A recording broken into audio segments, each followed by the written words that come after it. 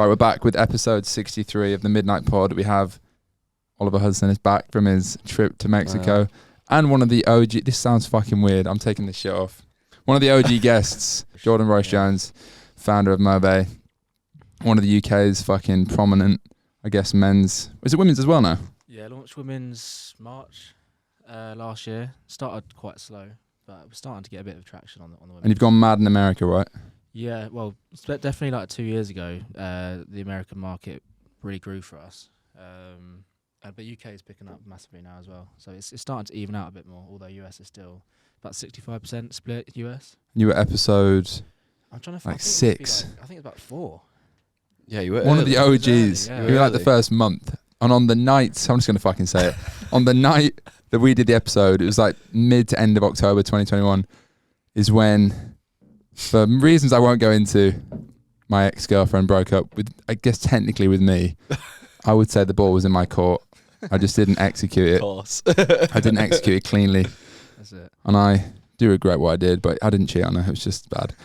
That was a strange night. I was 2.5 stone heavier back then. It was a dark place. Yeah, I saw someone used a picture of you, or was it Twitter? Someone used a picture of you for an episode. Yes, you did and just fucking they'd pulled you when you were like yeah. heaviest. Darren Lee, I think, was it Darren Lee? Yeah, I went on his Yeah. pod and then he used a picture of me, like 102 kilograms. I was like, come on, bro. Please use a better picture. I look a lot better now. He Come hasn't on. changed it, has he? He hasn't changed it still. I was like, fuck, you can't be using that. Someone asked him for a professional headshot the other day as well, for some like article, and they tried to pull that because it had been on that podcast. Humble moment. Shocking. But yeah, I guess we're back 16-ish months later. Yeah, I remember, it's funny, when I done that podcast, I remember waking up the next day, because obviously I'd sunk a few vodka lemonades, and I couldn't remember what I'd said on the podcast. I think, I oh, just God. scrambled. Oh, it was heavy. You drank on that one as well, didn't you? Yeah, sunk a few. I had that fear when we did our first episode. Got to the Really, end, yeah. and was like, don't remember the last 30 minutes of that. Is that a real beer? Yeah. Because just for the record, I'm having a lucky saying, I don't even like beer. I just kept seeing this non-alcoholic beer brand, and I thought I'd rip it. It was in the fridge. Where do we want to go with this episode? I think we should go through, the last 16 months. Obviously, I've seen you've had loads of mad celebrities wear your clothes. Obviously, we've worked with you a little bit on TikTok and stuff. Yeah, So about a year now, isn't it?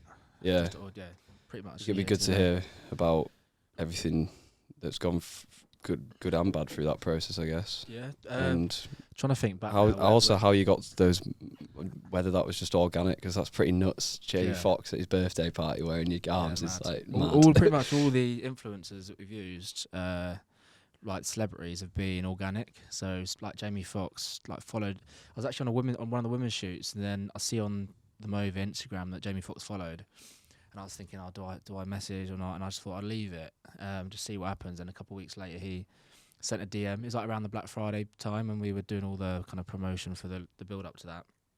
And he sent a DM saying he wants to get in on the Black Friday hype or something. He's obviously wanted some clothing. Sent some bits out to him, and then I think like a few days later, obviously it arrived, and he put it on his story. And then, like, luckily he's shooting a film in London, so he's like been in London loads. So then Have you met him? I've not met him, but I've FaceTimed him. Really? Yeah, I was in the No. office, and well, not It was like, you know, Instagram, you can do like the video call. Yeah. It's like Mova. I went onto the Instagram, and then he was like just ringing, and I was like, oh shit, Jamie Foxx is ringing. Like, what do I do? And there's obviously a few people in the office and stuff, and I missed it, and I thought, oh no, I'm gonna miss the opportunity to speak to him. And then I called him back. He didn't answer, and then he called again like a couple of minutes later. And he was basically just saying that he loves his stuff, but he wants some more bits sent out because he was going to Paris the next morning. So he was like, this must have been about 3 p.m. He was like, can you just send stuff tonight so then I can take it to Paris? So I got it on like our warehouse in Leighton Buzzard now. It's like kind of around like that, not quite close to Milton Keynes. It's about an hour away from where he like lives and stays in London. So we got it in like an Uber or Addison Lee or something to him. Proper first class service. Yeah, and then he wore it the next day on it, like for his birthday. It was like it might even be 50 or say 50th or something like He's that. older than he looks. Yeah, No, and yeah, older than he yeah, looks. Do you notice like an uplift in traffic and sales when he walks out somewhere in that? not really. I think it's more of a brand positioning thing. It's like the perception of when someone like that wears it. Then when other people might come onto our Instagram and see that Jamie Foxx has worn it, then it will help like cement the brand as like a real brand. because he's not actually done like a promotion as such where he's posted on his Instagram or anything like that. We've not seen it. You wouldn't see like an immediate uplift in sales on that product. But I would say that the week after we did see that. Cause obviously we put it on our Instagram. That got loads of views, loads of engagement. That product was in like the top 10 bestsellers that week. So it had something happen, but it's not like all of a sudden you see a huge like. I think spike there's in a. sales. I think there's a level of influencer where that does happen. Yeah. Like there's been, I can't remember which one of the Kardashians when she wore that Gap, like brown Gap hoodie, and it's sold out everywhere. Yeah. And there'll be some people, like some NFL player will get out of the Yeah. Super Bowl in some shoes and they just sell out everywhere. But I Yeah. feel like he's not quite that. That's like Nah. proper next level big. Yeah, I did definitely find nowadays like it's not like back in 2016. Like the whole influencer thing doesn't work in the same way where you're going to see huge spikes in sales and things like that. But it's definitely good to have him wearing the stuff. And he still like reaches out. Like he like voice noted me like the other day saying he wants like the new tracksuits and stuff. So it's just building that relationship with him, like but being quite like not trying to be a fanboy or anything. 'Cause obviously he does know everyone in those kind of circles where if he wears it, you never know who's going to then wear Spreads, it. doesn't it? Yeah. He might even get to the point where he does do a shout out if you. Yeah, exactly. I sound mean, with he him. kind of said it. He would do something like that. So I'm just waiting to kind of for the right time for that. Obviously that was sick. Then had Damian Lillard, I think his name. He's one of the top players in the NFL. Not NFL, NBA. And again, he was just a customer. So someone actually sent me, one of the guys we work with who's a content creator in America actually sent me it saying, is this your stuff? And then I had no idea he wore it, and it was just random. So that was that. And then we had like, I can't forget his name now, a Chelsea player, one of the top Chelsea players. Mason Mount. He's like, Havertz maybe? he's from, I'm a Chelsea he's fan, from, so I should know I this. think he used to play for Barcelona. I feel really bad. I can't remember his name. Don't even know. But one of my best mates, a Chelsea fan. He said he's one of the best players, but yeah, I forgot his name. But he like just wore it, and he's on Instagram. Ziyech. Nah. I'm going to show that I'm not a big football fan. I now. should know this. I'm a Chelsea fan. Maybe hold on. Maybe he didn't even play for Barcelona. It might have been like You threw me off with PSG or that. something. You threw me off with that. I don't know. I can't remember who it was, but yeah, he wore it on his Instagram again. He was just a customer, so it was like these things just happen quite organically. Well, we've not really reached out to many people to say wear our stuff. What happens is sometimes if we do see someone wearing our stuff that is a customer, we then might reach out to them again and be like, we'll send some bits out to you for free and just see what happens really. Were they all twin sets? Were they? Or mostly? The Damien was a twin set. I think Jamie Foxx kind of wore a bit of a twin. He wore like a long sleeve polo and like a smart pair of trousers. And then the Chelsea player was just like a random white stuff. t-shirt that we had. Nice. Yeah. But yeah, that's been super cool. But yeah, the last 16 months or so, I've just been kind of building out the team a bit. I think probably when the last time we spoke, it's quite early on in the journey of me building a team. I think it was only had about maybe 5 people at that point. So yeah, just spent like the last year and a half just trying to bring people in that can help build the brand in areas that I'm not good at. So I've always felt that I lacked being organised and analytical and understanding that kind of stuff. So I've been trying to bring people in who are a bit better at that than me, and trying to find people who've been in bigger companies who have been taught things and understand like some systems and stuff. Like when my first employer, I didn't even have anything. Like there was no like folders of things and stuff like that. Of like the whole work environment was just a mess. I've had people who at least can set I'm still things like up that. in a right way. Yeah. It's still a work in progress, I think.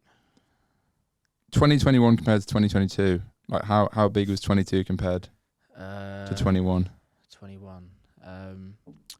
I think we grew about 22 we done 7.5 million, and 2021 I think it was 5. But then the year before we ended on 1 million, so we grew massively from 20 to 21, and then it's obviously still growing, but it's obviously slowed down on that year from 22. Well, I was going to ask numbers, but you gave numbers, so that's what the viewers want. Yeah, they're the numbers. It's harder to do 150% growth on 5 mil than it is on. So how much bigger do you think 23 will be 22? Or do you think it's a more difficult market now, which a lot of brand owners are saying? We've like forecasted like a 36% uplift, so we want to do just over 10. But yeah, we've definitely found it's definitely been difficult. I think it's understanding the the way the market is, and there's lots of obviously external factors. Like we're definitely in certain areas not had the traction we wanted. But I think this year particular, whereas in previous years, because the growth was quick, but obviously it was smaller numbers, so you can say, "Oh, I grew 500% and stuff like that." Maybe I was a bit arrogant and thinking I can grow this business to like whatever, like huge numbers in a really quick period of time. But I think this year I want to, rather than chase growth in revenue, we were just trying to get more efficient in some of the things on the bottom to improve the bottom line. So all kinds of stuff like the shipping. Like we've been working hard to do deals to get the best shipping like America, which we'll spend a lot of money on that. Just really understanding the numbers and trying to get that as safe as possible, and also not over forecast where we have too much stock where then too much money is tied up into cash. So I think that's one of the biggest things this year. Just playing it a bit safe, not taking too many risks. I think, especially when we don't know how the year's going to go with like all the kind of stuff about cost of living and all that bullshit. That's the general vibe I'm getting from a lot of investors that I have now, investors I don't have that I speak to, other brand owners. It's kind of like 2023 is like if you can just do the same as last year, that would be a big win. I think you should always forecast some growth, and I think you should always set like or some improvements, like 2 or 3 targets. Like you should have like an ambitious forecast, and like we're going to be ecstatic if we reach that. And then like a forecast where we're like, this is what we should hit. Yeah. And then like a reserved forecast of like a tiny bit of growth. That's it. Like from our cross section, it depends on your position in the market. Like some people have, like Tev's grown really well because it's a product that's a cheap version of an expensive, like the Essence Vault is like a cheap alternative to something that's a luxury good. So I'm like, right now to Connor, I'm like, we should be the best time to go. We should be going. Everyone else is pulling back. We should just go as hard as we can right now. Yeah. And like make slightly less margin at the front, but like auctions are getting cheaper, so we should just spend. But then like we've got a lot of brands agency wise that it's the unknown. That's like true. It's not even like my adaptation to do it. It's message him right now. Fucking spend more, cunt. It's like it's not even like it's just the unknown. Like you even if it's like because some brands we work with where we expect them to drop, they don't, and then some brands that we expect them to just continue to fly, they drop off. It's like so hard to predict a market of that size. Definitely, I definitely still think that it is still possible to like as you know, you can have one good ad and all of a sudden things can go mad. So I think it's just like keep trying to try new things, and then although maybe one month you might think, we could have done better, then there might be something that just like clicks and then it starts to scale. Like especially like we done really well last summer with a couple of ads, and it just really done well. And as if we had that throughout the whole year, we could have probably done a lot better.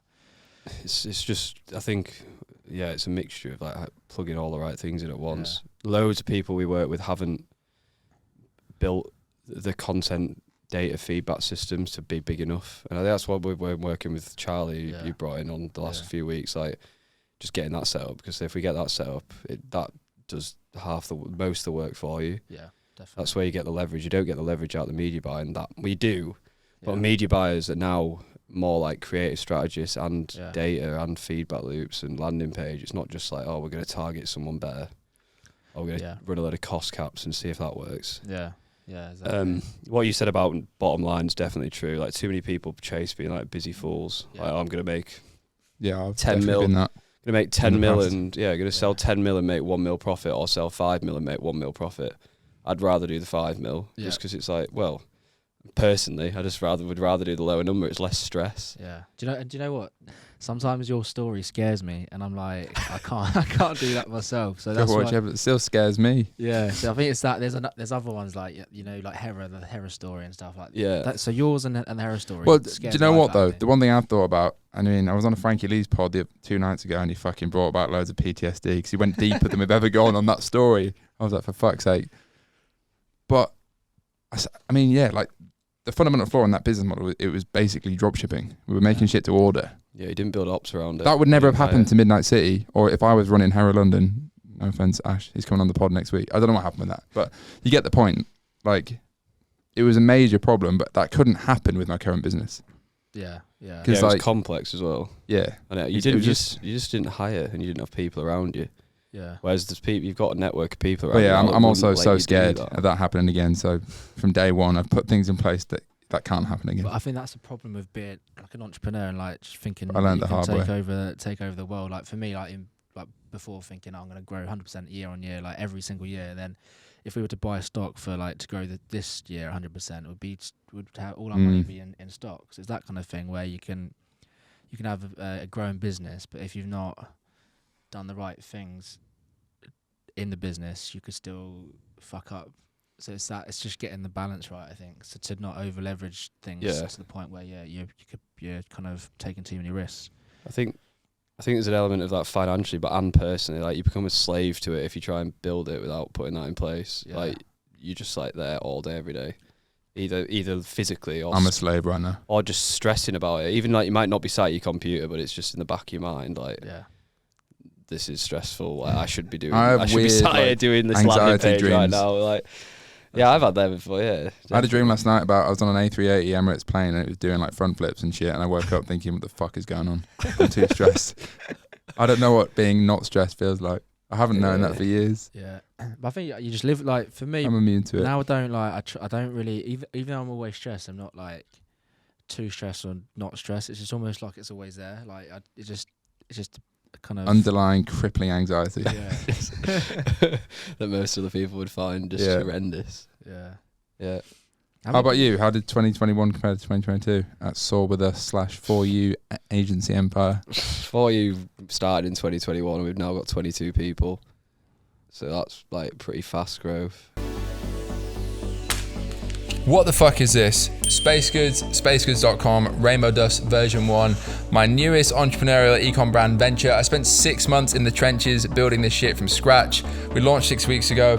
What's it all about? The next generation wellness brand with a long-term vision to essentially consumerize the pending psychedelic consumer goods market, which might sound absolutely ridiculous. We're not quite there yet. The market's massively illegal. But what is this? Rainbow Dust version 1 is an all-in-one mushroom and adaptogenic blend designed to unlock your supernatural self. Essentially, experience a sharper focus, sustained energy, zen-like calm throughout the day. It's an all-in-one powder, tastes like fucking hot chocolate, tastes delicious, works great, looks great, feels amazing. Essentially, the broader concept here was to legally imitate a psychedelic microdose and, like I said, experience those symptoms. You can mix it with anything, brownies, bake brownies with it, mix it with your coffee, have it without coffee, replace your coffee, put it into a protein shake. It's super fucking versatile, it tastes great, it replaced the stack of supplements I was previously taking, but you need to try this shit. It would definitely change the way you work, get you into that deep workflow. I obviously think that myself. Plenty of 1,000+ first customers think the exact same shit. It's not just the pretty packaging, it actually works really fucking well. Keto, vegan, all that good shit. Trust me, you need to try it for yourself. Let's scale this shit to the moon. Spacegoods.com. Get on your Rainbow Dust subscription and see how you fucking feel. Let's do it for the boys. Spacegoods.com.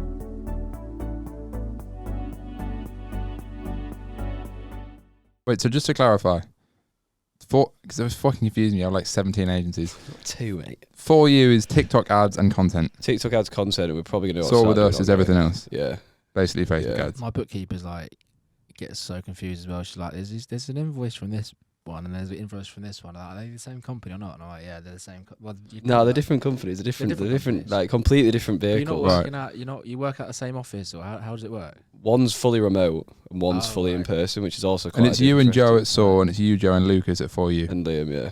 And It's Liam. 4 of us, yeah. Because we set up so 4U. you like even split. Yeah. No, slightly uneven for 4U. Liam wasn't in before, was he? No. He got us Oh, on he's TikTok moving up. nice and He early. seems quite. I think from that one creative workshop we done with him, I think he seems pretty switched on, doesn't he? It's just, yeah, we've all got the right seats. Like, Yeah. Joe does sales. I do, like, marketing and, like, media buy. And Lucas does, and Liam do, like, creative. And then Liam's really good at team management. And he's really deep into the platform. Like, really understands, like, always on top of trends. Like, and you have to be for that platform. It's not like Facebook. It moves so fast. And, like, that just, again, that's just means that, like, we can just focus on what we need to focus on. And it works pretty well. How does he understand it? Is he like just on the platform as a consumer all the time? Is he like reading up on things or A bit of that, yeah. We get quite a lot. You get a lot of insight reports from TikTok. They're so much better than Facebook for like support in every area. Like it's ridiculous. Just a shame I can't make it work. You're still running my TikTok ads. I'm You just doing getting anything with started. that? Well, I I've was been ill. spending £51 a day for a month. So I was ill for ages. I just haven't turned it off. So it's doing something. It's working actually. I just need to get in there. I need to have a call with whoever's doing your content. You should scale down your content output massively. Down? Yeah. Why? Because I've got in that Google Drive folder and so much of it's rubbish. So you could just make like. I feel like with your brand though, like it's quite visual, and you probably should be doing really well on TikTok. Yeah, definitely. That's what I mean. Actually, sorry, rubbish was the wrong word. Isn't structured to work. Well, yeah, So I mean, just- we can get onto the content system because, I mean, I don't even look at it. Lucy manages it, but it works for Facebook, I think. That's what they're telling me. But it could work better. Like, Oh, that's the yeah, thing, no. like- Well, we need more TikTok-y stuff, which is what I was saying to Jordan before. Yeah, I'm going hard on like organic content. We're doing like shoots like basically every day. Yeah. And just- Zara, who I just hired, is doing it all. You just So need if to you're listening, structure. I think. fucking go. I Yeah. feel like if TikTok, you know how everyone said Facebook golden era was like 2014, where people could grow massive. I feel like Yeah. like it's an opportunity for people now to do the same on TikTok, isn't it? Where Yeah. It's still in an early part of its how long it's been going around for, and if you make the most of it now, then you can only be winning in the long term. It just can't support the same amount of spend. Like it caps out way lower than Facebook because its algorithm's not as mature and it just chews content. That's the problem. And then your content cost gets so high, but then you can hack it down. It's like I don't think it's as direct. I think it's more brand. I'm as taking well. notes. A little bit higher brand. Like it's a little bit higher in the funnel. So like Facebook's so direct response and people are like there to buy. I think TikTok is a little bit more like of a middle ground between like brand and direct response, so it's not quite as efficient, but it still works.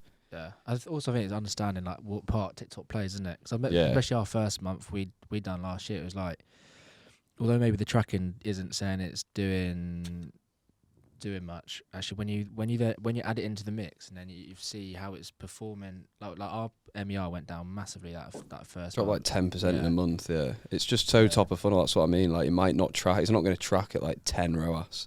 Yeah. And a lot of what we have to do is expectation alignment. Some brands it does. Some brands it can like match the ROAS of Facebook. It'll get like 5. It's got to look at blended, innit? Yeah, yeah. I guess with a new platform though, it's kind of hard to spend way more if you don't see that. Yeah, that's the thing. You got to be aligned around expectations and almost just be like, and also like what your goals for that platform are as a business. Like depending on what you're selling. If you're selling for something for 300 quid, you're not going to get attributed ROAS on TikTok. Really. I've got a question for you. I know you're the fucking guest, but roundtable, mate. because I was saying this, I always basically think you're a pussy if you're an agency, not a brand. I still think that basically. Hear me out. You know, you've got a good agency, but I'm talking about like cunts that agency and it's literally them in their bedroom, their mum's house, because they bought a certain course of a certain YouTuber. Do you think is there any risk in running an agency? Because I always say like brand take more balls because if you buy stock you don't sell, you're fucked. Whereas with an agency, you put a margin on a service and you're guaranteed to be profitable, basically. No, not like really. What do you think the biggest risk is growing an agency? Yeah. Like, is it even possible to go bankrupt with an agency? Yeah, if Obviously, you manage you get it badly. e-com stock wrong, can quite easily happen. Biggest risk for me is like I really like. I guess it changes at each scale. Like if you're just starting, like I think if you're starting, you get 10k a month as one person, and just be really good at one service, and you can just chill. Like if that's what you want to do in life. Once you get to like, we've got nearly 60 team members across 2 businesses. It's pretty like. It's a lot of people, and also that costs a lot of money every month to pay those people. And there's a lot of moving parts to that. Also, you have to develop them as individuals. Like people will leave. Like it's quite a stepping stone. So there's risk. There's also undervalued like brand risk. Like if we just don't give people good service, people won't work with us. Like word travels very fast in this sort of industry. And there's obviously been plenty of cases where that has happened, like for multiple reasons. You know, you can't smash it out of the park for everybody. There's also stages where you're hiring some stuff in house, and like a lot of brands do that. They'll hire us out over time. It's a lot less forecastable because if you think about how many data points you've got, like if you're doing 2,000 sales a day, you're doing 60,000 sales a month. we're working with like 60 clients. Mm. So it's much easier to forecast your demand over a year than it is for us, especially with the way we acquire business. Like it's so much like it's more based on like getting in front of the person at the right time, then making a decision over like a 3-month period. So I think it's less risky at the start. I think it's equally as risky the further you get in. Although, I guess the risk of going truly bankrupt is probably lower because you could just scale down your staff, but like that would be grim. Yeah. I don't want to just sit on a phone call and sack people. Yeah. But makes sense. I've seen some agencies go bust. I think, but maybe that's Can't 'cause stretch they my don't legs at it. understand the numbers. Probably, maybe not understanding what their actual costs are. And Yeah, we hired a CFO middle of last year.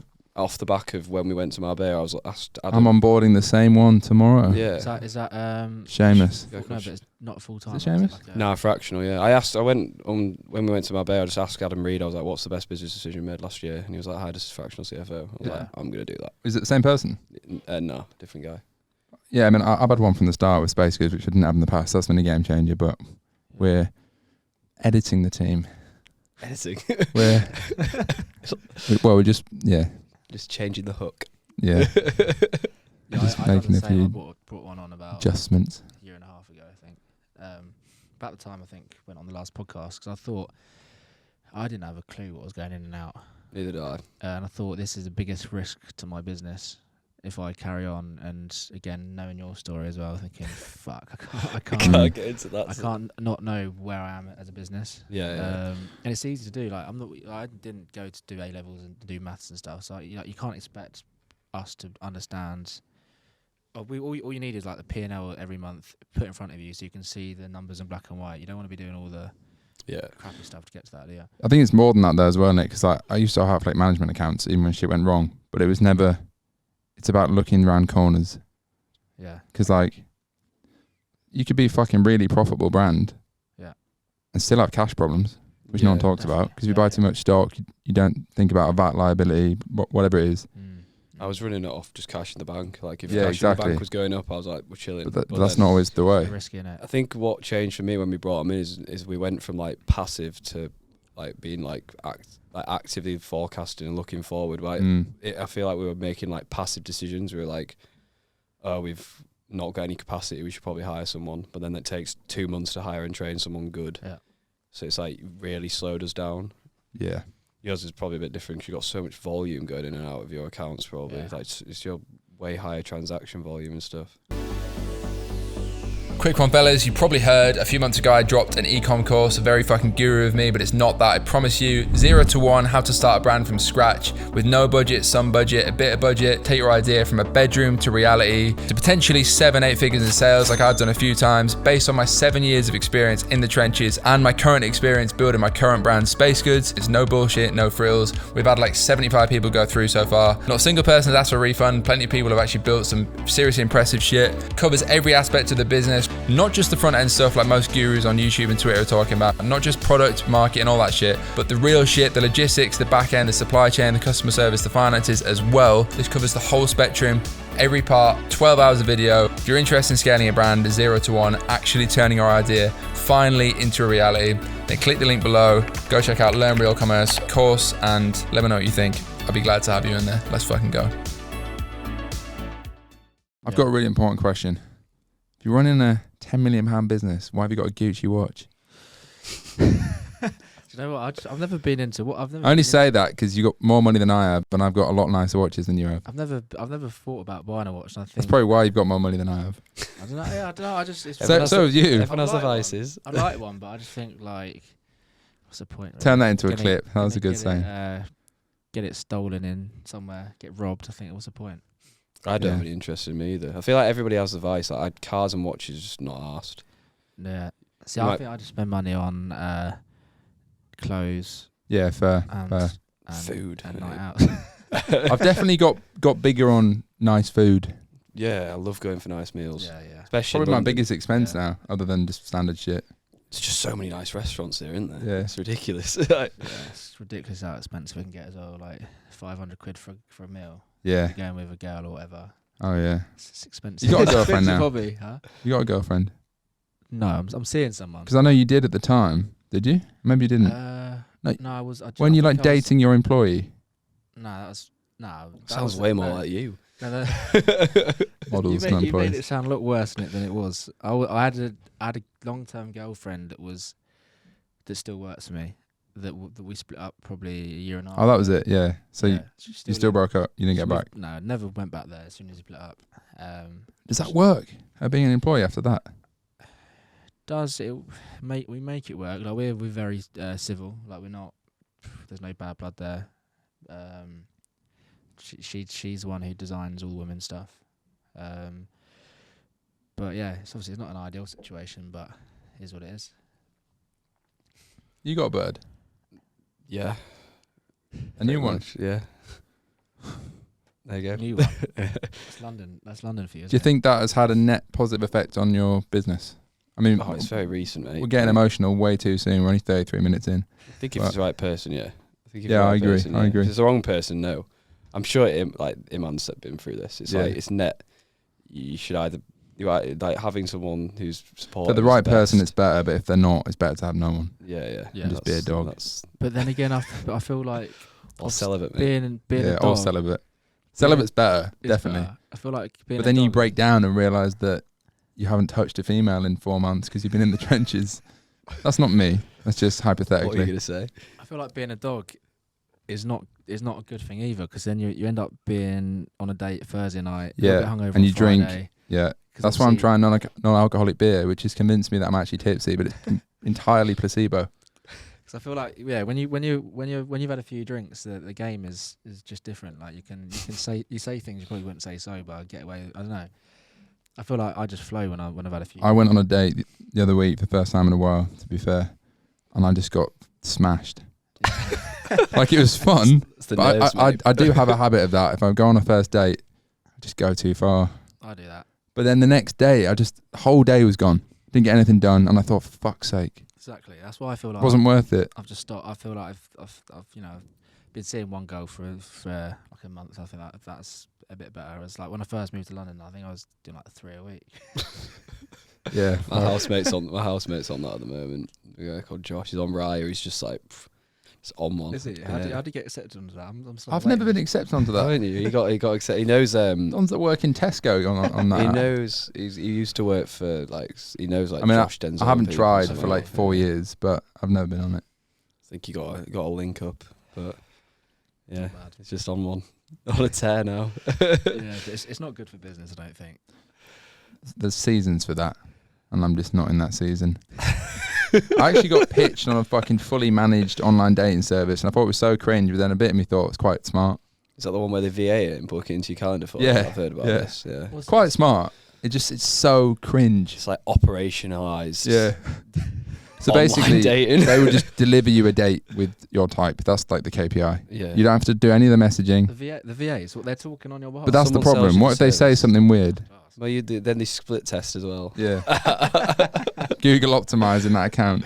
It's like it's so mad. I've heard people who've used that as well. Like you give them like, and then so you give them like a calendar like you would for work, and like a calendar link, so they can book it in themselves, and you just have open slots, however many nights a week, and then they just like they know, obviously they onboard you like they would, and then know a bit about you. Then they just message people, and then you apparently just get like a document brief about the Yeah. person booked into your calendar.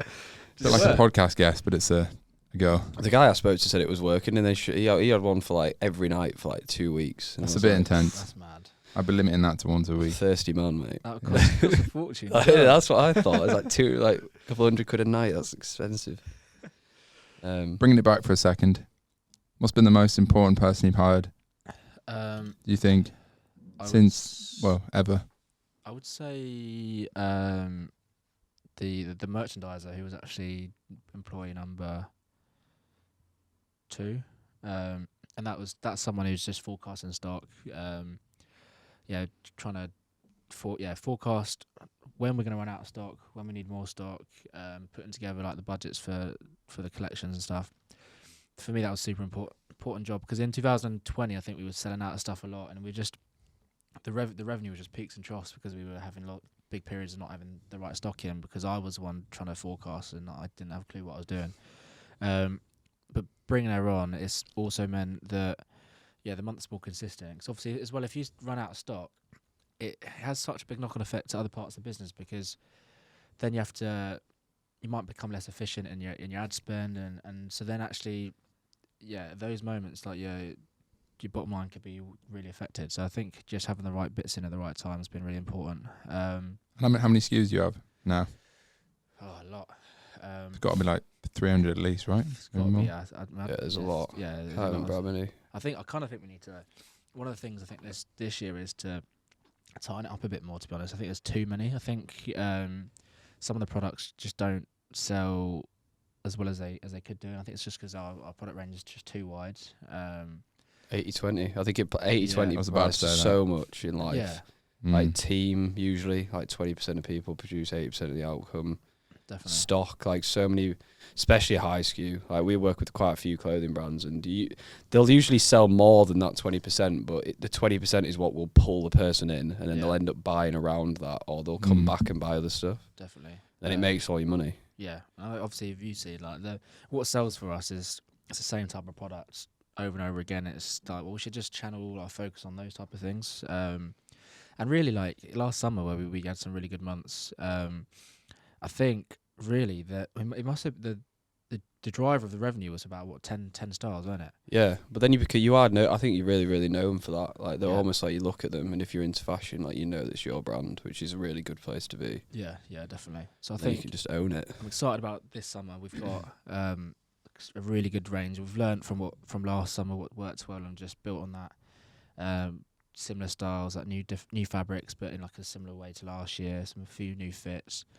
We definitely went through a big learning curve last year where we done some collections which probably wasn't quite aligned to what our brand was, and just didn't do as well as it should have done. So I think that now we've got really good focus of where we need to go as a brand, and like just build on what our customers actually really love and what they came to like buy from us in the first place. I think what a lot of people from the outside won't notice as well is how hard, like that stock management. So like having cash sat in stock that's not selling is like the most jarring thing. Yeah. It's for any brand, like I've seen it for loads. It's like you're so much better to sell out if you're not like confident on it. Yeah, you don't have that issue anymore. Yeah, but I don't. To be fair, that was very intentional. But yeah. even now, to be fair, I've got loads of new I kind of accessories are different because they're so fucking cheap. But like, I've got like 5 new nutritional products in the works. But I'm already thinking, just sell. Am I getting overexcited? 50 MOQ, like the smallest possible MOQ with the new supplier. I think that's the best way to go. So that's what I'm planning on doing, which is why I went to that new supplier, because we can do mad low MOQs. Yeah, he's great. So yeah, getting there on like 3 new ones, but I don't want to go too complicated with it. Like even flavors and shit. Why do a vanilla when 90% of people that would have bought vanilla would just buy chocolate? Yeah, do you know what I mean? It's not worth the extra hassle at this point. I feel like you could do a cold and a hot. That's my only pain point with Space Goods, right? In the morning, sometimes I just don't want to drink chocolate at like 6 a.m. Yeah, people do say that. I mean, I mix mine with coffee because I'm mad, and I have the real stuff as well. But yeah, I've got a cold drink coming, and also a cold canned version of Rainbow Dust. Yeah, that's cool as well. That's a good idea. Do you know what? Actually, when you Iced put it on dust. your story saying that like the can. Do you know? Do you know what? I've actually, funny enough, the next day I then went into shop and I saw. Have you seen the Rubicon bottle? Yeah. And I was like, fuck! It actually looks kind of quite similar. Does it? Wait, hold on. It's like a can. It was like. It's Rubicon? like a gradient, isn't it? All the way gradient. I across. was like, I've actually never seen it until. Is it can? Yeah, it was a can. Hold on. Don't tell me I'm not the only one doing gradients. Have you seen it? I haven't seen. I've seen his can, but not Rubicon. Oh, the raw energy. Let's have a look. Yeah, it's that. Oh, it looks shit compared to mine. It does. Yeah, it doesn't look great. I mean, yours looks sick, but I just thought I'd actually never seen anyone do gradient, and then it was like almost like coincidence. Yeah. I think you'll pop in retail for that. Literally that. Like people will just be like, "What is this?" And it will taste amazing. It's an iced Rainbow Dust. Yeah, but that's all you need to get them to. You need to get the intrigue, which you get from the packaging, and then you need to give them the taste on the first try, and then they're going to come back and buy from you over and over again. So is your kind of goal to be in all the stores like Asda's and Tesco and all that kind of stuff? Yeah. That's where I think eventually. Serious cash really. I spoke to some big investors recently that they're not investing, but they said the only way to get to like 100 mil rev with a beverage brand / supplement is like retail, or like ready to drink specifically. Yeah. Like look at Huel. Yeah. Most of their money apparently, I don't know, comes from the ready to drink, not from the powders. Do you do much? It's just just touch. I think it's just generally so much more forecastable. Obviously. What to do? Like, do you do much retail? As in, like, do they just like? How do you? Like, I don't actually know the process for fashion. Like for something like them, it's obviously it's we used to do a lot of retail, and I stepped totally away from it in 2020, and a couple of reasons. So we used to work at ASOS. We was in stores like Foot Asylum, but I actually found it being a bit more riskier than direct to consumer, because you were very much like your destiny was in the hands of like a retailer. So what would happen is you'd create a collection, you then have a meeting with someone like ASOS. You'd have a buyer on their team who would pick out the styles they like, and then they would go away and kind of give you a bit of an order. Normally about 50 to 100 grand time, but then obviously you've got to then go make the stuff. They give you a month delivery window if you're late, because factories get slow, you get cancelled. So I remember the last order we had an order cancelled, and it was 100 grand. I've seen those kind of horror stories where they just drop it on you. Yeah, because it's the buyer going out on a limb, really, isn't it? Like it's like they put their reputation on bringing you into that business. Yeah, and it's very like it's down to the if it's down to the personal preference as well of the buyer, if they like it or not. And yeah, I just found it a bit quite difficult, and especially at the time as well with a brand like mine in fashion. The retailers want a nice. Well, actually, no, it's different. Someone like ASOS, which is online only, they're all about going as wide as they can on SKUs. So they'd order maybe 30 styles, but they might only order 200 per style. Yeah. And obviously they're buying at a wholesale cost as well. So actually, when you start to break down each style and how much you're making on each one, it's not a lot. Whereas a big store like Foot Asylum, who have maybe got like 50 stores and only have a set amount of floor space, they go a lot tighter on the amount of styles. They might order 8. Higher SKU. They're ordering 1,000 a style. Makes sense. So it's a bit more profitable. But yeah, I didn't like it. We stopped working with Foot Asylum because they absolutely ripped off our brand as well. Because actually, if you go into that store, most of the brands in there are own brands, so they make them all in house. But what they'll do is they bring a brand in that they like the look of or is doing well, test the water using their products, and then they'll rip it off and make their own one and make more margin. So it's a bit tricky. And also this day and age with fashion, there's not actually that many big players in the market who can really generate loads and loads of revenue. It's not like there's a big store like Tesco. You've got like JD Sports, which is not really aligned to our brand. You've obviously got Foot Asylum. You've got ASOS. Got End, but that's again probably not small. Really. So all the big brands like End, Selfridges, Harrods, they go very small on the amount they order anyway, and it's until they've got proof of concept and they'll rip it, like represent it and stuff. Yeah, exactly. So it's quite a difficult thing for fashion. And also a few years, well, maybe like 10 years ago, there'd be loads and loads of independent stores, but they've all disappeared now. So there's not that many avenues you can go down. Yeah. Obviously you've got brands like Zalando you could go into, but I've just tried to not focus on the retail side of things. And also as well, I feel like you need a lot of admin that goes around that kind of stuff, like getting it compliant to go into their warehouse, even invoicing, like all the way they want the invoicing done. It's like a team in itself, isn't it? Really, you're probably at your scale, especially. Yeah, exactly. So obviously, when I was originally doing it, I think the team was like 2 or 3 people. When we first started working with ASOS, it was just me, and I found it was just so time consuming, and I weren't getting the kind of the reward for it. And the other interesting thing is, being on a brand like ASOS, you think that the exposure of millions and millions of people like seeing the brand, that you'd see a big impact on your store, but just none at all. No at all. That's interesting. I always think like I think for you especially, where you put yourself is massive for the perception thing about Jamie Foxx is like the other side of that. Yeah. Because you give all the keys to ASOS. If they want to run a 60% sale on your products, they just do it, don't they? Yeah.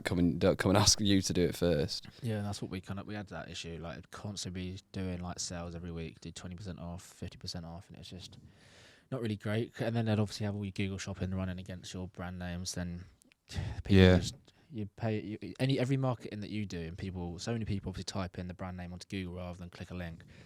You're just sending them to you're basically paying for their marketing, really. Yeah. So definitely. think for you it's very different. Obviously, yours is very, very different. Yours is like get people to try, and then hopefully. Well, I just look at brands like Trip CBD, and there's not a fucking shop you can go into that they're not in now. Yeah, And they're like massive. 4 years old. And I don't know what numbers they're doing, but I doubt they're doing much online compared to like retail. I have no clue though. But they raised like 30 million quid. It won't be. I don't think. Like just the buying buying a drink beverage online is pretty weird.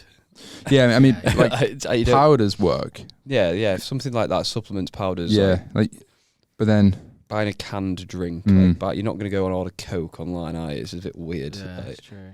whereas I don't like do any. I barely do any clothes shopping in high street shops ever. Do it all online. Pretty much, yeah. I don't know about you two. Like, I'd very rarely go into town and be like, oh, I'm going to go. Maybe in London. 'cause Literally it's a bit never anymore. different. I I feel personally. like I'm like getting pissed on this. This might be the life hack. You're not actually Little drinking placebo. anything. I'll have a few more of these, boys. I like going into like Selfridges more for experience and Yeah. seeing the product and stuff. But like going to like Zara or something, I wouldn't do that. No. Um, I'd do the same. I'd go to End, but I'm not going to go Yeah. to fucking H&M in town. Yeah. Never. I think a lot of people probably move that way. Well, definitely your target market. yeah, definitely. So, Is there any brand you look at, or just, brand, and you like, that's where I want to be in 3-5 years?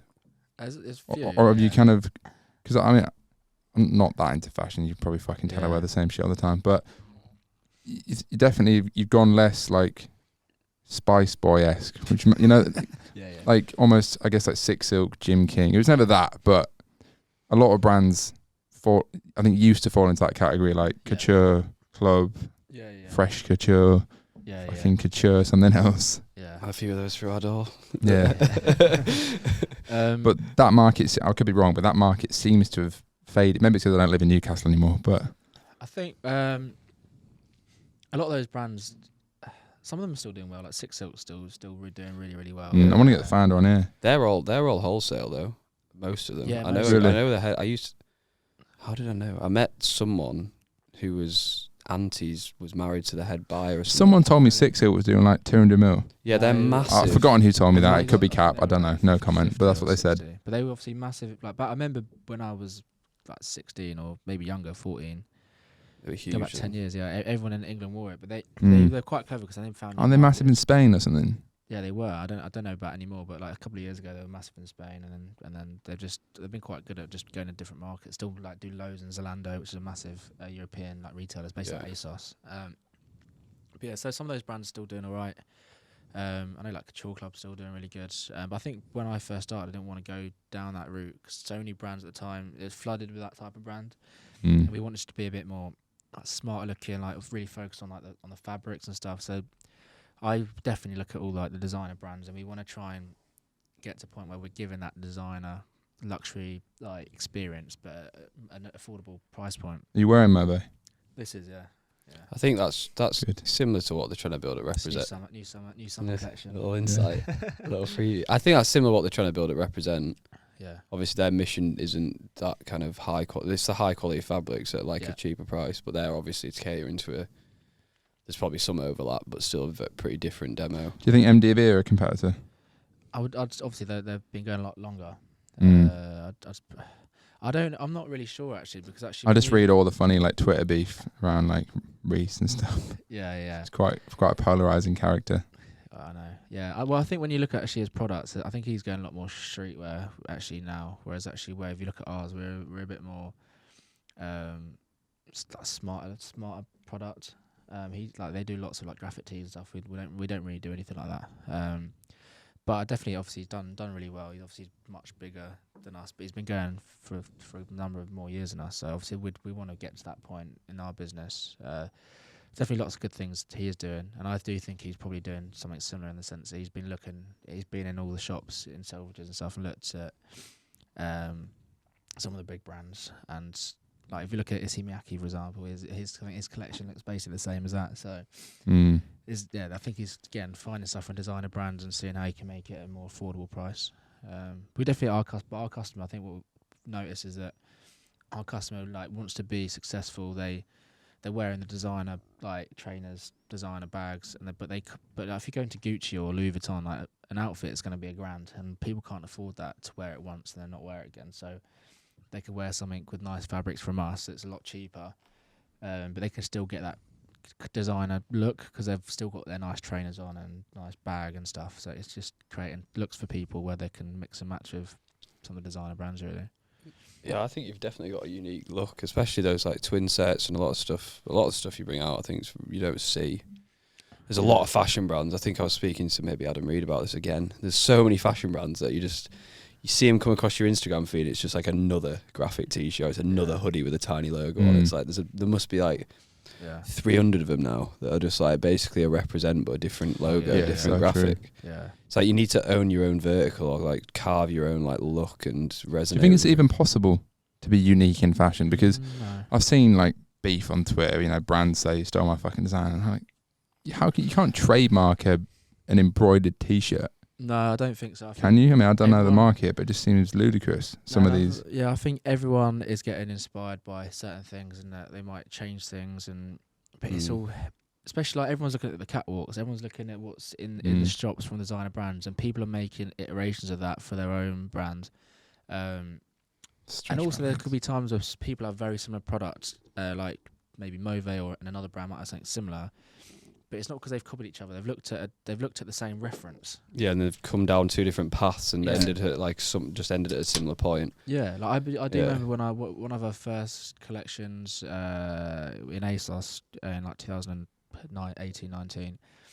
It was a polo that I designed like 4 months before, and then it was MDV basically brought out the same polo but before us. But it's just again because we probably looked at the same thing. Yeah. So it's just that kind of thing happens. It's like music, isn't it? Like music distills from usually comes from the same. Yeah. People end up with similar sounds from the same influences. Like. Yeah. But I think you can get uniqueness in clothing, but most of it now comes from like angle, community. Yeah. Or like resonance with certain audience. Like Cuts Clothing have done it really well. Yeah. You follow them? Yeah, like what they're making is not that unique, but they've angled it in a really like specific. Yeah, there's the basic plain T-shirts, really. Yeah, innit? But selling them for £120 a pop. What's that other one? True Classic Tees. True Classic Tees. I was at some Wayflower event the other day. They're saying they're doing like 400 mil. Yeah, they're just like wow. There's smaller brands. One that I follow called Sporty and Rich. Like that's that aesthetic is so like she's just relevant made right now. Yeah, she's just Emily Oberg used to work for New Balance, I think, or something like that. Maybe Aime Leon Dore. I do like that aesthetic. I like Aime Leon Dore. Like they're a brand that I like. Really like the way. Was it a brand? Yeah, a person. They're a brand. Was it both? No, they've done well. They're like the brand, like some of the stuff they put, like storytelling is pretty good, isn't it? But even them, the guy who used to be creative director of them left and went to New Balance. And now if you look at New Balance now and how Aime and Dore, they're so much closer together. Oh, really? So that's like a really top level example. Like you'll look at the designs and then distill down to what you want to make. They'll just take their staff. And then he brings their influence over. And then they pull it. That comes through their products, and like they've definitely become closer to that brand since he's joined, which makes sense. Yeah.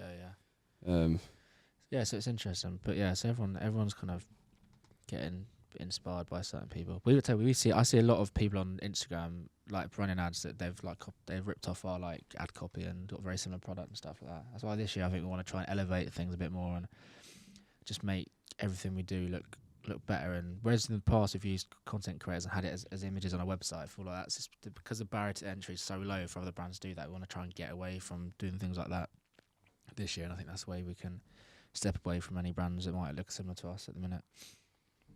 That's a good idea. Are you like 70% America right now then? Is this a myth? 65%. Is that just because it worked better from the start? It's just, we ran ads, had some like content creators that just resonated with that audience and just kind of built on that. I think I remember I put one ad live with one guy that was just chopped and changed, like kind of used a review video and had like some B-roll on it and stuff on Facebook a couple of years ago. Used him, and then I think I woke up to like 15 grand in sales or something from that one ad, and I was like, fuck, this is nice. pretty good. And then I just basically squeezed the life out of that person for like 2 years, running ads. But then he's got an exclusive contract with think Boohoo now or something, and they've written in there don't work with Mauve. So That's ruthless. Fashion's so ruthless as an industry as well compared to others. 'Cause it's probably one of the biggest in it, like in terms of sell-through rate, but it's like so ruthless. yeah. Yeah, like I think honestly, I mean, I just thought I looked at the supplement industry and was like, mushrooms aside, every brand looks the fucking same. Yeah. You I'm can like, stand out just But by being maybe that's creative. because it's relatively early. I don't know. I also think it's But I was like, literally every brand is black, brown, or white. I think it's because it comes from like a scientific background. Yeah. Like you start as supplements when you go Yeah. right to the top. Starts with like There'll be science 20 and fucking pink formulation. gradient packaging soon, but I did Yeah. it I saw, that, I first. saw that one you. The you blue posted one. I the couldn't other day. believe that. I thought that looked like if someone was in year 3 and they had to rip off the brand, that would be the result. Why would they send you the date? Surely they're trying to keep it. No, they didn't send me it. Someone Right. that I know forwarded it to me. That's 'Cause it outrageous. been sent to them. It's just kind of funny. They'll probably end up raising more money than I did. So you obviously you do UK US. We're launching Tev in US tomorrow, pretty much. We're just UK at the moment because Yeah. it was a faff. Because Yeah, on launch US. You're not US. You're UK. Have you done Europe yet? Yeah. Just started Europe. You'll smash Europe if you launch in Europe. Why, You'll see why is it so cheaper? cheap? Is it? It's like if you go like I thi- Germany's our second biggest country. We've never run out there. Yeah, the Really? way I think of the markets is like US is like forefront of ecom, and Mm. Canada kind of similar. UK is like a year to 2 years behind, Yeah. and then I'd say Europe is like Germany and Northern Europe is probably another year behind the UK, Right. and then I definitely agree. the rest of it's probably like another year behind that. So it's just like CPMs are cheaper. Yeah. Like it's just like taking Facebook back a couple of years in terms of cost, and like Yeah. I think you'd smash Germany, Norway, Denmark, Sweden, Austria, Yeah. Netherlands. Question for Belgium. me though is like, at what point is it worth localizing the whole website into German? Say, do you know what I mean? I'd just get proof of concepts Yeah. and see where you're at. Like we're gonna do it with Tev like straight away, just because we're working in such volume. That I think I mean, it'll it's just work. definitely easier in theory to do 1 million in 15 different countries than 15 in one. Say, It is from on until you paper. get to finance perspective, yeah. But like on paper, yeah, it is. I just think Europe's undersaturated. I think Australia. You did a bit of Australia, didn't Done you? a bit, yeah. So we're trying to. Well, we're working with a global lead for Europe because we don't have iOS set up. I spoke to Globally before. Mm. Yeah, to be fair, we've got a pretty good deal with them where actually when you take in consideration what we would be paying for transaction fees and stuff, it's really not much of a difference what we're going to be paying. What do they You actually force them do? down. Yeah, got 'Cause them they're rate right ruthless. down, yeah. They're ruthless when you first start. I think we dangled the carrot that they could get a US if they give us a really good rate. So Nice. they basically they go onto your site like as a plugin, and it means that the checkout will be localized for Europe. So like for example, Germany, it'll be have all the local payment options. Can't you just do that with Shopify payments? You can with markets now, sort of. Yeah, it's not quite as though. good. They don't have all the different payment options on there. Like Also- Ideal and shit. Yeah. Also, to sell into Europe and not piss a customer off with loads of hidden taxes and duties, you need to be set up with iOS S, which is basically. Oh, I've already done that. Have you not done this before? Didn't do it. No, I didn't do it. Wait, so Problem. do you have a European fulfillment center or no? We didn't sell into Europe. That's Oh, at empty. all? We sell No. into it. Fuck. We just Why? left it. I don't know. Really, I will focus on UK US. I wanted to do set things up properly. Didn't go down the iOS S route, and then globally came around. We thought actually, let's just give it to globally and see if it gets a bit of proof of concept there. But yeah, what's good is they also reckon they can increase conversion rate because something happens on the checkout when it's like cross border, where actually they can like payment options or credit cards can like fail your payment or something because they think it's fraud and stuff like that. Whereas they have lots more different data points, something. So actually, you can uplift conversion rate apparently. So they say. And A couple of our clients used them. A lot of them jumped on really quickly after Brexit. yeah, have Because they had any good success with it or? Quite a lot of them. Well, a lot of them just did it because they had to. Like straight after Brexit, it was just so Yeah. complex, and they Yeah. didn't have enough money to invest into like finding out the best solution. That they just had to jump on it. Otherwise, they Yeah. would have lost like a significant amount of the sales. Yeah. And it did work. It works. I haven't been close enough to them to Yeah. know whether it's significant or not. Yeah. Fair Um, enough. Yeah, we're gonna do that for Europe. So yeah, it's annoying, but I was running ads into Europe a little bit like a couple of years ago and saw a little bit of success, but just we don't do any ads into Europe at the minute. So I think that's a massive untapped opportunity. Yeah, because we for were us just there. shipping worldwide from the start, which is how I've always done it. It's probably retarded, but only running ads in the UK. But then we were getting quite a lot in Europe, like 30% of revenue without running ads. That's how they find But it. all the shipping was fucked. But now I've got a European warehouse, so the Yeah. shipping's fine. And obviously the reviews are way better. So we just started doing ads. And how do you?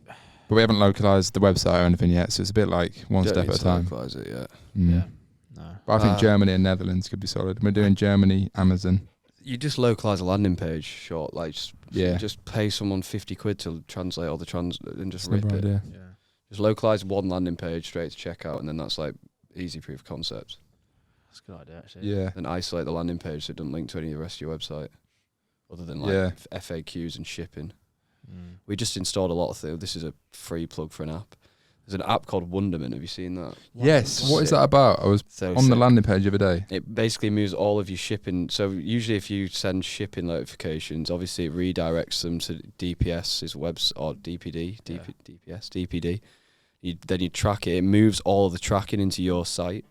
So then you have that whole landing page. It'll like allow you put like it'll have track your parcel. You enter it, and then the widget comes up on Move's site. Oh really? Then the benefit of that is you can obviously have FAQs there.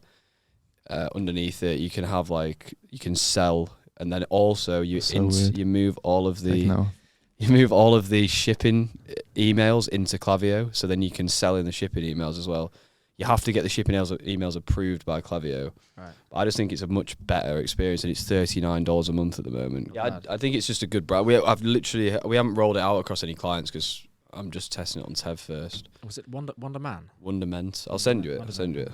I'll put it on my list. Send you it. It's just, I think it gives a real, more of like a big brand feeling. If you've got that internalized into your website, it's probably like, just makes them think that they're like even bigger than you are. Can you like have like upsells and stuff on there? As Yeah, well? so we've got like the way we've got it set up. I'll send you I'll send you the thing. It's like the track. Then underneath we have a push to our ambassador program is like the thing. We have the tracking, then the FAQs, so minimize tickets, because customer service is like long. Yeah. So like our order volume at the moment, it's like we need to minimize tickets because it just gets to be a nightmare. What causes the tickets? Do you think is it slow Just shipping? like no, we're doing like 2,000 orders a day Bloody hell. ish for Yeah. Tev, which is a lot of obviously that's a lot of volume because it's low ticket. Well, not it's mid ticket, like Yeah. lowish mid ticket. So for that, it's like a lot of them is just like silly questions that could be those FAQs. Like I just got the CX team to do like a report for 60 days. Send me the most answered questions. Then if it's like right below that tracking, it's hard for them to miss it. And so just less tickets, less people, less time. Yeah. Is that brand the same one that people like? I've seen loads of people on Instagram like say, oh, "I've got this fragrance and stuff." Like it's the same as like Yeah, it's designer just brand. inspired by fragrances. Yeah, Is so it it's the like same company or is it another thing? Like it's almost like a bit of a. Loads of people I know keep putting it on their stories like, oh, I've got this thing. This thing. it could be. There's a couple of competitors that we're definitely the biggest in the UK. Right. There's a really big one in the US called Dossier, Dossier, but we've not launched the US yet. We're just doing UK. There's one called Noted Aromas, and ours is the Essence for obviously Connors, but then I joined to grow that, and then the other brands. And it's they are pretty. Not this is a sales pitch if he's going to put this in, but they are pretty identical. Yeah. Like, and most until I got involved, I didn't know that most of your fragrances are like 90% just ethanol, which is like 97% of it is just alcohol, which costs fucking nothing. That's mad. So they're making. Can you imagine knowing the margins that we make off the product at our price, the margins that they make off stuff like Dior fragrance at £200 a bottle is because you guys kind of it's similar to the designer ones. Would you get in trouble for that or like TikTok tried to take us down 2 weeks ago, tried to ban us, and I complained and sent them like some documentation, and they changed their policy in response to our email. Like, I was just like, read this, and they come back to me and they changed the policy. So it's like allow to make it okay. Yeah, you can't. Connor Martin is the richest man on Twitter. He's not. It's a fact.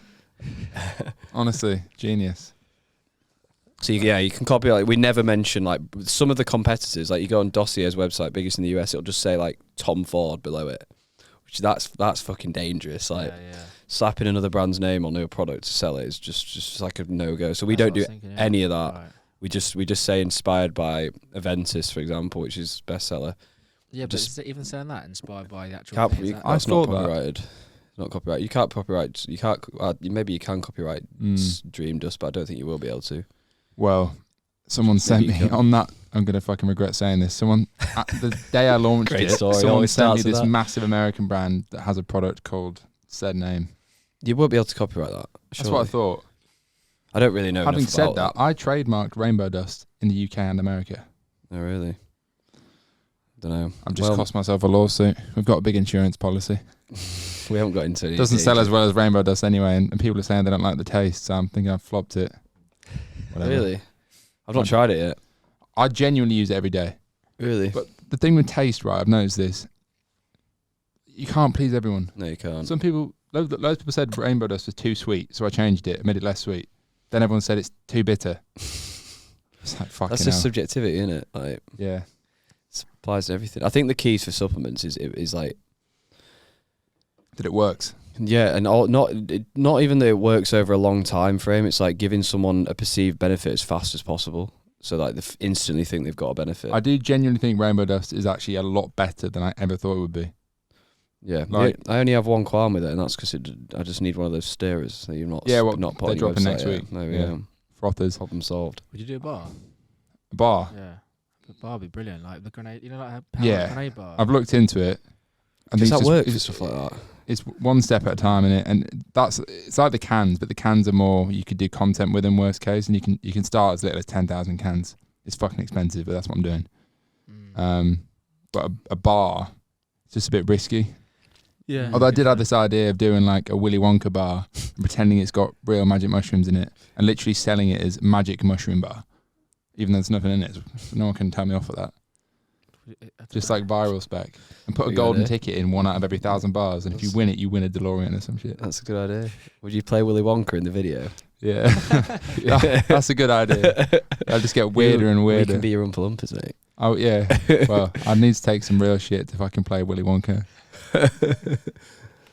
Yeah, Christ. I think it would be good because I'm always on the go. Like I run into the garage, buy grenade bar, buy. I'm addicted to Grenade Oreo. Yeah, That new one they I've dropped. never had that one, but It's insane. I say Yeah. addicted. I have like 3 a week, but yeah. I would pay good money for that. Yeah, so I definitely so I think it'd be a good thing. Yeah, the thing with products is there's so many things you could do. Yeah. I'm just trying to keep it simple because I've not kept it simple in the past and it went Yeah. wrong. Yeah. So powders are so versatile. Margin's the best by far. Shipping's way better because you're just shipping the pure product, whereas obviously like liquid and shit, it's way heavier. See, cans been a pretty good route into retail as well with how they look. Yeah, cans is definitely strategic. Yeah. Do you have a Then I've got gummy coming as well, nice. but that's more like just a cheaper price point upsell kind of product. He It does. doesn't actually work that well. What is your sell by day? Is it lengthy? It's pretty lengthy. 2 years. Oh, so it's not too bad then. It's not like some things. It could be like a couple of months or whatever. Yeah, no, fuck that. Yeah, it's good. It's good. Do you need any like food licenses or anything like that? Hopefully not. Loads of shit. It's funny because I got invited on I had like an interview by the Evening Standard or some bullshit the other week. I don't know, I haven't posted it yet. So if you haven't posted it, it's not bullshit. But you know what I mean. And he asked me loads of complicated questions, and I just didn't know the answers. Like customers would know more than me Oh really? in many ways. But when you don't know something, the best answer is just to be honest and say you don't know it. But I just took the piss out of myself and was like, it's not my strong point. When's So- that coming out? I wonder what headline dunno. he'll run with. Yeah, clueless entrepreneurial Uneducated- idiot launches uneducated mushroom youth. brand poisoning 10,000 children or something. Is that why is insurance as well? Like if anyone. Yeah, I've got like a £10 million insurance policy. Yeah, what in case they take something and then something. Yeah, happens? Yeah. I mean it's like £1,000 a month. So it's not that expensive, but I didn't have that in the past. Right. Whereas if someone says they had a heart attack because of rainbow dust, We've had to get that for Tev. Like apparently shipping 100 mils of perfume is classed as a bomb into the Oh US. really? So you have to manually sign off every single order individually. How fucking long is that? No way. So long. Not our problem, but so many tick boxes for stuff like that. It's probably you don't have to.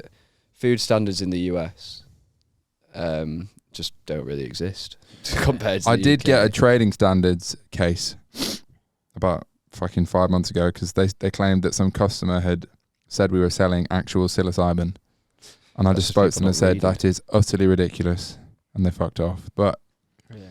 yeah, it is something to be aware of. And then the ASA sent me a thing because we were running an early TikTok ad that mentioned psychedelics. Obviously, I've stopped speaking about psychedelics at all, which is really annoying because that's where I want to go with it. But What do they say? they said you can't run this. Oh really? It's illegal. Fuck you. Oh really? And I stopped running it.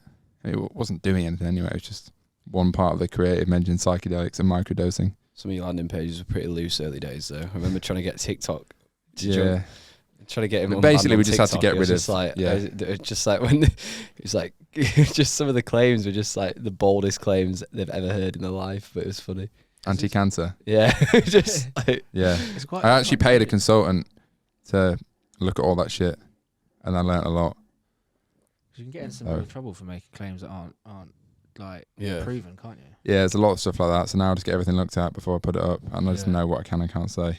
Yeah. you can also bend the you can be pretty loose. Most and, brands are breaking the rules, Yeah. Really? Yeah. but you're not going to get done for it. You just get a slap on the wrist. That's the advice I've had. Oh really? But it's better not to. I mean, especially at this scale. If you're doing 100 mil, it's probably different. But Yeah. I'm not. Interesting. So yeah, it's a whole new world. How do you have employees now? Or how does it work? How is Yeah, it I got a started? team of 6 now. I'm trying to. None of them are actual PAY employees technically, and half of them are outside the UK. Right. So, 6 including me, core team. But then obviously we lean on a lot of agencies. So, How do you find having people outside of the UK? well, it's not ideal, and I'm working out how to change that over time. Yeah, I asked team structure. What's your team structures? Obviously, mine's. I've learned from you. I'm actually getting better at this shit now. Yeah, it's the most important thing about growing a business beyond a certain But then I'll point. tell you who I'm trying to hire. I mean, currently, it's me. Then I've got Florian, who's full-time, who does operations broadly, which right now includes customer service, stock management, everything warehouse, website backend, like all that shit. Lucy, who's in fucking Hong Kong, but is amazing. I just wish she wasn't in Hong Kong. She manages all the paid content shit, just that whole system, and the pod, but the pod's separate. Then Brad, who doesn't do enough because he's fucking got other clients and it upsets me, but he makes the movies and does all the cool brand shit. Then I recently hired Zara, who's doing all the organic shit and influencers. It's very broad. I feel like at this stage, every person that is in the business is doing a lot of stuff. You ain't getting a fucking that's like good, though. specific job title. Then who That's else? good. Simon is the FD, but it's like 2 days a month. So yeah, that's 6. But then there's loads of agencies. Amazon agency, fucking PR agency. That was a scam. Not doing that again. Affiliate network agency. That's actually quite good. I started doing A-Win and shit. Does that work? 'Cause Work some- for us. Yeah, but Really? it's like profitable, but the scale is so small. But it's just a long term thing. Then obviously AKM running the ads. Sorry, Sorry, I'll get over it. but I'm now trying to hire an MD basically, which I thought was too soon. But then loads of people came to me and I started just speaking to them. Then I was like, hold on, if they're actually as good as they're saying they are, it would change my entire life. Mm. Well, where are they coming from? I think the key to that higher right is you don't want. Well, one someone of who's them's coming from, but Yeah, one yeah. person potentially from this one. Yeah, You want someone. I could speak to you about that after. You want someone who like comes from. You don't want someone coming from a fat business where they've just had to do like very like top level shit. You No, want I someone who's going completely to be agree. who wants to be in the weeds far enough so that they can, and someone that understands D2C. 2 of the ecom. Yeah. 5 I've spoke to so far, and I'm speaking to a few more. And most of them came to me organically. Some of them have come from a recruiter, but then I don't want to work with a recruiter because then they charge me $40,000 fee. Yeah. So I'm just kind of learning by speaking to other candidates. But Your Um, next stage is going to be making them all sync together. well, yeah. So Improving the 2 of feedback them loops between all of those team members, make them more efficient. joined a right? business pre-million revenue, Yeah. and they're all the way to a multi-8-figure exit. Mhm. So that's on paper the sort of person you want. But then some of them I've spoke to.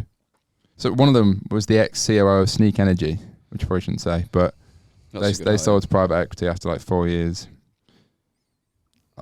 But he was it seems like operations only, whereas this other guy is like operations but growth first, For which I that think has to be company? the case. Yeah. Mm. And then there's a few I've got others if he's I've got a watching. loose connection to that, so yeah. I know you do, yeah. Yeah. The founder. So yeah, I mean, if they're as good as they say they are, like the salary's not even that much when you get it down, and like obviously they'd want equity vested over 4 years probably with a 1 year cliff, all that shit, protect Yeah. yourself. It's cheaper than a fucking agency in a way. Yeah, it is. By the time you actually do the maths on it. It's not that expensive to pay someone like 75. Well, it is in the grand scheme of things. It'd be a but bit it's- more than that, but yeah. 100 or something like that, or not? Yeah, about that. I mean, it Yeah. depends who it is. Break But that down into around monthly, that it's sort, not that like 100k a month, broken down a month at $8.5 grand. Yeah, it's not It's really not that much. Think about how much you spend on other stuff that isn't moving the needle. So, Yeah, that's true. because I just don't want to be in charge of shit. I mean, ultimately, I still would be, but I'm way better spent just on product and brand broadly. Yeah, put yourself in the right seat and hire people who are better than you and Mm. leave them alone. Mm. Yeah, and I think I'm at the stage where it actually would make sense. So you're like you and then one layer. But that person will probably be the bridge between you and that layer of people. Where are you at? Like, do you have... Because we have more... We've just started to move into, like, next tier of organisational structure. So we've gone from, like, me and Joe, COO, team.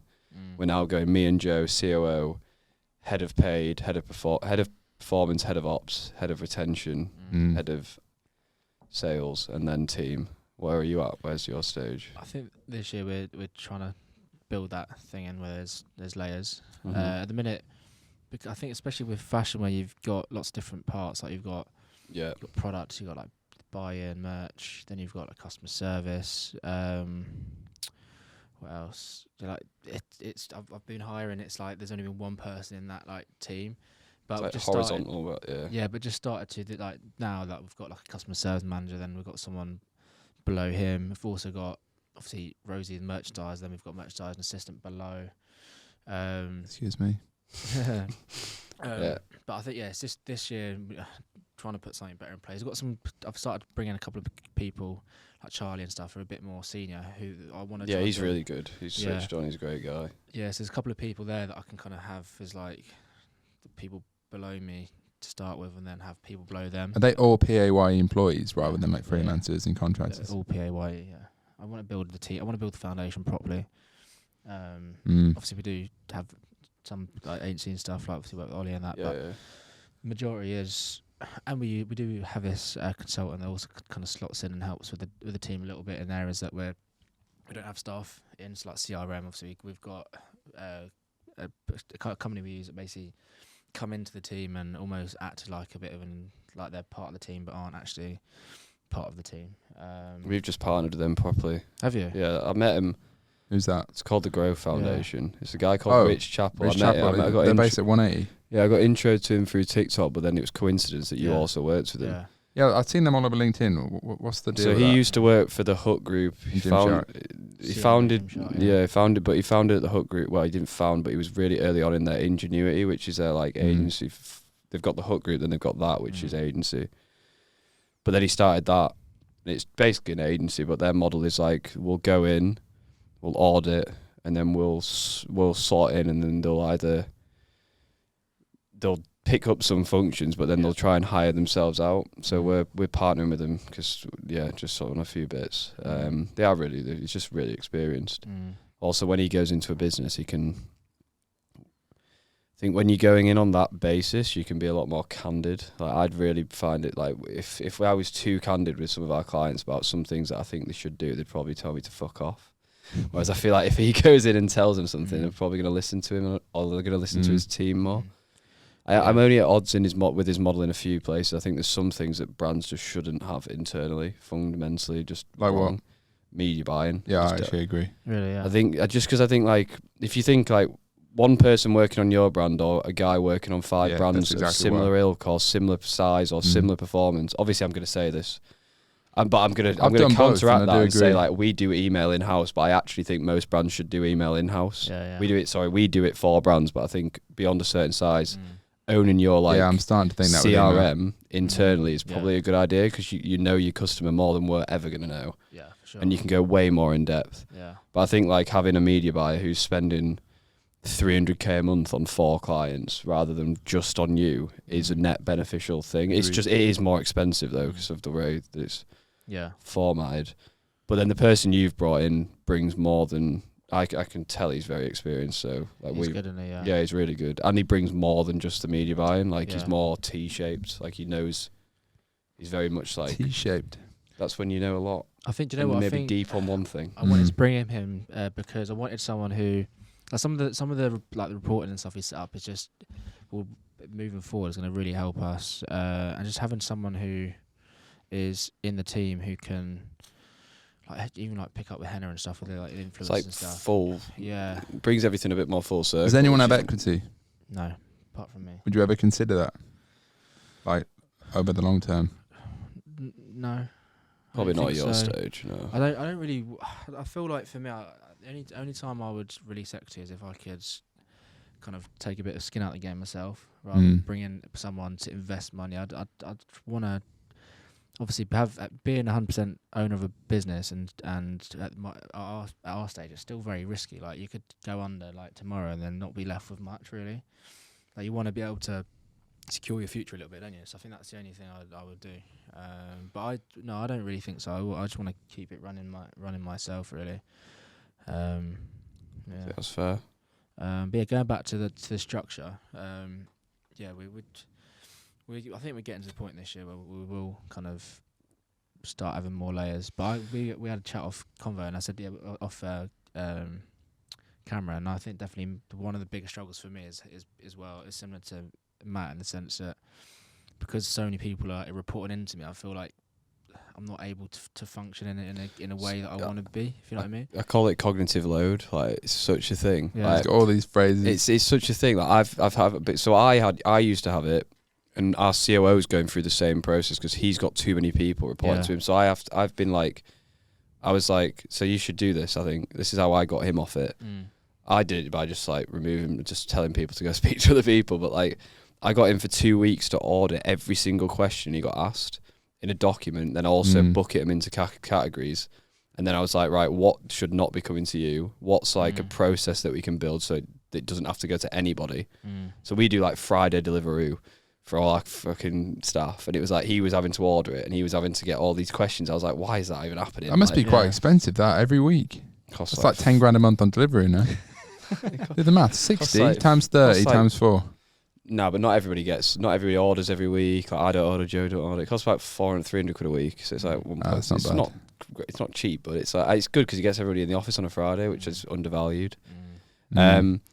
Then audited his time, and then it's just like because I think that is massive. Like having to think about less shit is so underrated. Like I think just not having it comes like to stress, and it also allows you, especially it's probably more important for you too because you're even in more of a creative job. I think the more stuff you have in the plate, you're less creative you can be. Yeah. So That's why I want to hire someone to run the damn thing so I can just fucking that's sit right. in pink if you- rooms and if you- design shit.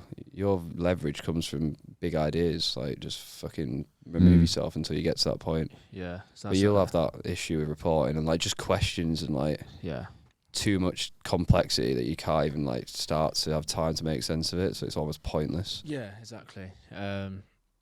So I've definitely started things already. Like I've said to people, don't put a meeting in with me unless you ask me first. Because I started to find we used Teams. I've started to find all of a sudden I've got like 5 meetings put in. And I didn't agree to any of them. Just like And it's whacking like- your calendar. It wastes my whole day. I'm like, I've not done anything. Actually, I've not done anything to move the needle because I've been sat in a meeting that I didn't need to be in. What do you think moves the needle most?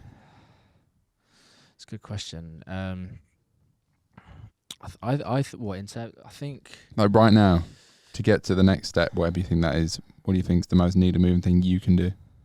I think I need more of an influence on the content we're doing, and then product as well. Yeah, I think on that bombshell. As always, subscribe to the pod. Episode 63. It's been a pleasure. Catch you in the next one.